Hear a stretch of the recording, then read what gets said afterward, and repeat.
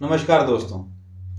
आज के डुग्गर विरसा के इस एपिसोड में आज हम बात करने वाले हैं एक ऐसे जनरल की, एक ऐसे डोगरा वॉरियर की जिनके बारे में लोग बहुत कम जानते हैं। जी हाँ, मैं बात कर रहा हूँ जनरल बाज सिंह के बारे में। और उनके बारे में जानने के लिए आज हम बैठे हुए हैं डॉक्टर ब्रिगेडियर विजय सागर धीमान जी के साथ। नमस्कार सर। नमस्कार, thank you very much for calling me. Sir, हम चाहते हैं कि हमारी जनता को आप जनरल बाज सिंह के बारे में थोड़ा एनलाइटन करें। देखिए, आपने बहुत अच्छा सवाल पूछा है कि हमारे यहाँ प्रॉब्लम ये थी कि हम जम्मू के डोगरे जो हैं, हमें जनरल जोरावर सिंह के बारे में भी पता नहीं है जी।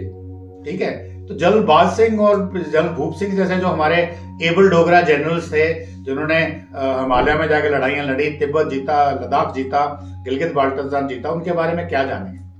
अभी जनरल बाज सिंह की मैं आपको एक बड़ी खास सी बात बताता हूँ कि जनरल बाज सिंह महाराजा हरीबीर सिंह के बड़े ही खास थे, और शायद मेरे ख्याल में महाराजा प्रताप सिंह के टाइम पे भी वो थे। पर उनके बारे में ये बताया जाता है कि एक टाइम जो था, वो गिलगित एजेंसी जो थी वो अंग्रेजों ने ले ली थी। और क्यों ली थी, वो अगेन उनके जियो स्ट्रेटेजिक इंटरेस्ट क्या थे, इकोनॉमिक इंटरेस्ट क्या थे, और वहाँ पे जो लोकेशन है इन जगह की वो क्या थी। तो उनकी एक स्टेट में क्या हुआ कि वहाँ एक कैप्टन साहब, शायद कैप्टन यंग हस्बैंड, मुझे उनका एग्जैक्ट नाम मालूम है, कैप्टन यंग हस्बैंड थे, तो वो उस गैरिजन के इंचार्ज थे। तो वहां पे म्यूटनी हो गई। तो इतने में क्या हुआ कि महाराजा की तरफ जो फौजें थी, वो एक पलटन बढ़ी आगे उनको हेल्प करने के लिए, यानी कि रीइंफोर्समेंट्स जैसे बोलते हैं। तो ये महाराजा जनरल बाज सिंह जो थे, ये ऑलरेडी कहीं पे लोकेटेड थे गिलगित के अंदर, अपना जो भी ड्यूटी कर रहे थे। तो इनको पता चला कि इनकी पलटन, जब वो कर्नल थे जिसको उन्होंने कमांड किया था, तो ये पलटन जा रही है वहां पे, और जो कि ऑलमोस्ट 200 मील दूर है। ये नहीं कि कोई बगल की बात है। तो उन्होंने बोला, मैं यहाँ बैठा हूँ इस वक्त, जो मेरी चल रही है कमांड, तो यहाँ मेरा नंबर 2 जो है वो संभाल लेगा, तो मैं अपनी फौज के साथ चलता हूँ, अपनी बटालियन के साथ चलता हूँ, ताकि उनको मैं मोटिवेट कर सकूं और उनमें जोश दिला सकूं। यानी कि क्या जज्बा था कि 200 मील जाना सिर्फ जोश दिलाने के लिए, अपनी उसको पैदल, वो भी पैदल या घोड़े जो भी यूज करते थे, उस दुर्ग में लाके तो ये पहुंच जाते हैं। तो पलटन वहां पे जाती है, और वहां पे जो इंग्लैंड में ब्रिटिश थे कमांडर कैप्टन यंग हस्बैंड, तो उनके पास जाके गैरिजन में दाखिल होते हैं। तो वो पूछते हैं उनको कि जनरल साहब, आप किस लिए आए यहाँ पे।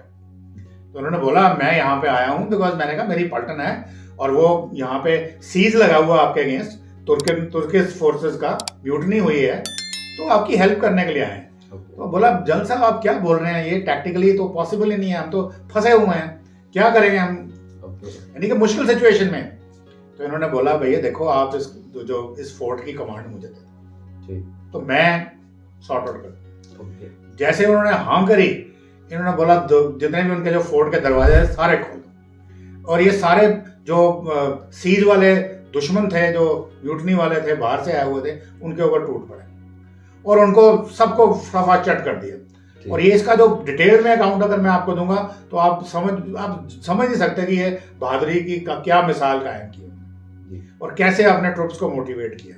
परंतु अनफॉर्चुनेटली क्या हुआ, एक गोली इनको लगी पीछे पीठ में, जो शायद इनके फेफड़े को मार गई, और उनकी वहां डेथ हो गई। तो एक जनरल आदमी एक पलटन के साथ जाता है, जो उसकी अपनी पलटन है, और जाके अपनी जान देता है, और उस जो वो ऑपरेशन था उसको सक्सेसफुल करता है, यानी कि जिसके बारे में बोला जा रहा था कि यहाँ कुछ नहीं हो सकता। बिल्कुल, ब्रिटिश जो कमांडर था वो कह रहा था कुछ नहीं हो सकता। तो ये थे जनरल अपने बाज सिंह, उनके बारे में। और ऐसे ही कई हमारे 20,000 डोगरा जनरल, सिपाही, वॉरियर्स, शूरवीर, जो बड़े शिवलरस थे, वैलर दिखाया उन्होंने, वो गए, उनकी अस्थियां तक वापस नहीं आई।